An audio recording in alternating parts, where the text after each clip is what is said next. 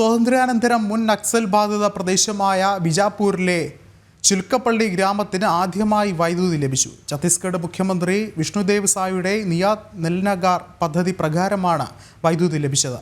നിയാത് നെല്ലനാർ പദ്ധതി പ്രകാരം വൈദ്യുതി സൗകര്യമൊരുക്കിയ ആറാമത്തെ ഗ്രാമമാണിത്.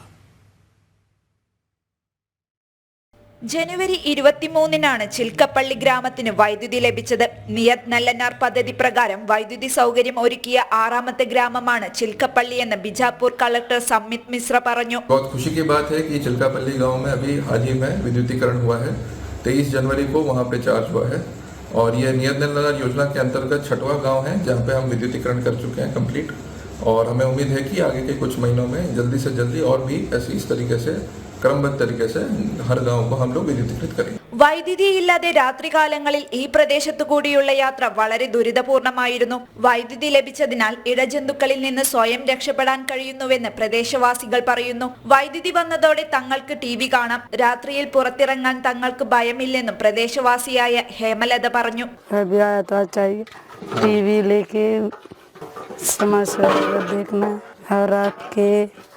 खाना सब्जी बनाते समय थोड़ा उजाला बाहर निकालने के लिए भी अभी उजाला है तो क्या डर लगेगा. മുഖ്യമന്ത്രി വിഷ്ണുദേവ് സായിയുടെ നിയാത് നെല്ലനാർ പദ്ധതി പ്രകാരമാണ് വൈദ്യുതി ഗ്രാമത്തിൽ ലഭ്യമാക്കിയത്. ഏറെ നാളത്തെ കാത്തിരിപ്പിനൊടുവിൽ ഗ്രാമത്തിന് ആദ്യമായി വൈദ്യുതി ലഭിച്ചതോടെ ഏറെ ആഹ്ലാദത്തിലാണ് ഇന്ന് പ്രദേശവാസികൾ. നാഷണൽ ഡെസ്ക് ജനം.